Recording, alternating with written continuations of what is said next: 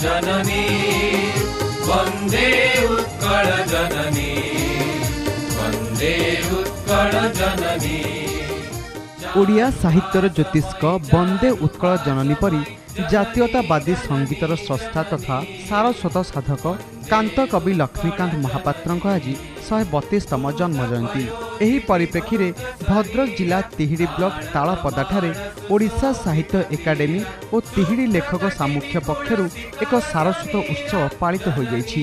उक्त कार्यक्रम रे ओडिशा साहित्य एकाडेमी सदस्य धामनगर विधायक जिला परिषद सदस्य जोग देथिले। कांत कविंक प्रति समुचित सम्मान प्रदान करिबारे ए जाति तांको प्रति कार्पण्य मनोभाव प्रदान करि आसिछि। 1913 मसीहारु तांको रचित वंदे उत्कल जननी राज्य संगीतर मान्यता पाइछि।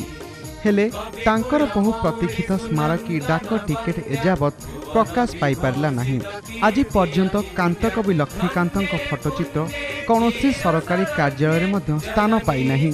तिहिड़ी माटी जन्मग्रहण करी सारा ओडिशार प्रत्येक ओडिया हृदय को जीतिथिबा कांत कविंक भली अम्लान प्रतिभा प्रति सरकारक अवहेला साधारण चर्चा हेउछि। उभय गद्य और पद्य विभाग में लेखनी चालना करी बेस चमक सृष्टि करि परिथिबा अविस्मरणीय प्रतिभा यशस्वी सारस्वत साधक कांत कवि लक्ष्मीकांत महापात्रक कालजयी सृष्टि विषय को ए जाति भूली पारिब नाही।